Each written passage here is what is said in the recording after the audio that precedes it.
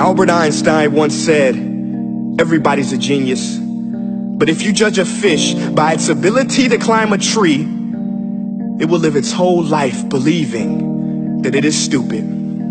Ladies and gentlemen of the jury, today on trial we have modern day schooling. Glad you could come. Not only does he make fish climb trees, but also makes them climb down and do a 10-mile run. Tell me, school, are you proud of the things you've done? Turning millions of people into robots, do you find that fun? Do you realize how many kids relate to that fish swimming upstream in class, never finding their gifts, thinking they are stupid, believing they are useless? Well, the time has come, no more excuses. I call school to the stand and accuse him of killing creativity, individuality, and being intellectually abusive. He's an ancient institution that has outlived his usage. So, Your Honor, this concludes my opening statement, and if I may present the evidence of my case, I will prove it. Proceed. Exhibit A. Here's a modern day phone. Recognize it? Here's a phone from 150 years ago. Big difference, right? Stay with me. Here's a car from today, and here's a car from 150 years ago.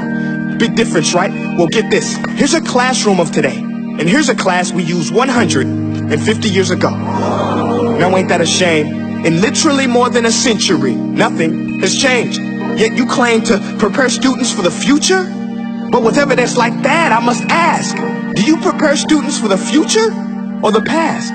I did a background check on you and let the record show that you were made to train people to work in factories, which explains why you put students in straight rows, nice and neat, tell them sit still, raise your hand if you want to speak, give them a short break to eat, and for 8 hours a day, tell them what to think. Oh, and make them compete to get an A letter which determines product quality, hence grade A of meat. I get it. Back then, times were different. We all have a past. I myself am no Gandhi. But today, we don't need to make robot zombies. The world has progressed. And now we need people who think creatively, innovatively, critically, independently, with the ability to connect. See, every scientist will tell you that no two brains are the same. And every parent with 2 or more children will confirm that claim.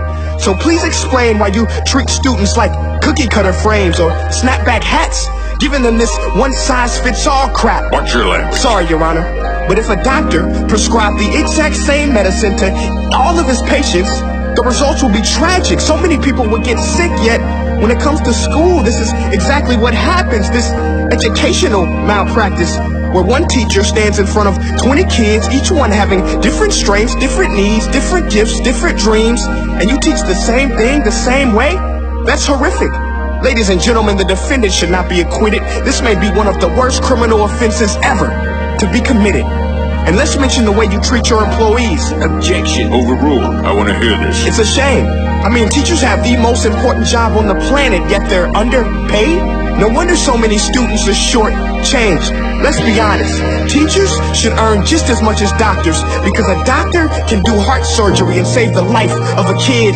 But a great teacher can reach the heart of that kid and allow him to truly live.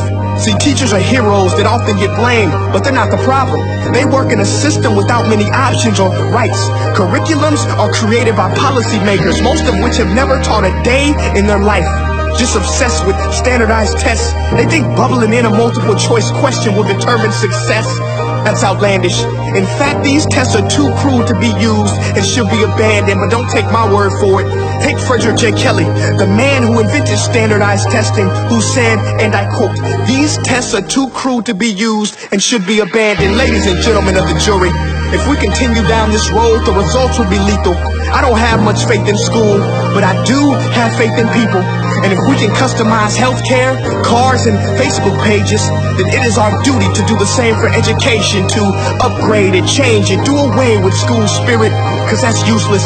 Unless we're working to bring the spirit out of each and every student, that should be our task. No more Common Core. Instead, let's reach the core of every heart in every class. Sure, math is important, but no more than art or dance. Let's give every gift an equal chance. I know this sounds like a dream, but countries like Finland are doing impressive things. They have shorter school days. Teachers make a decent wage. Homework is non-existent, and they focus on collaboration instead of competition. But here's the kicker, boys and girls. Their educational system outperforms every other country in the world.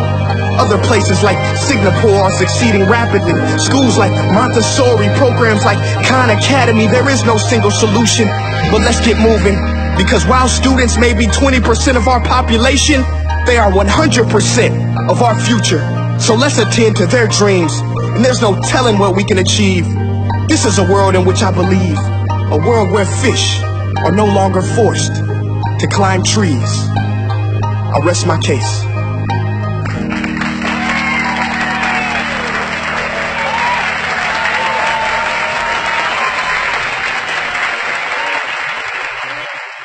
Hey guys, thank you so much for watching that video.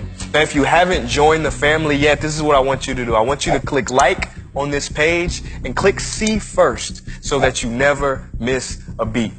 Now, for more insider information, offers, and just special challenges, go to my website at princeea.com and sign up for my personal email list. And the last thing I want you to do, you listening? Make each breath count. Peace.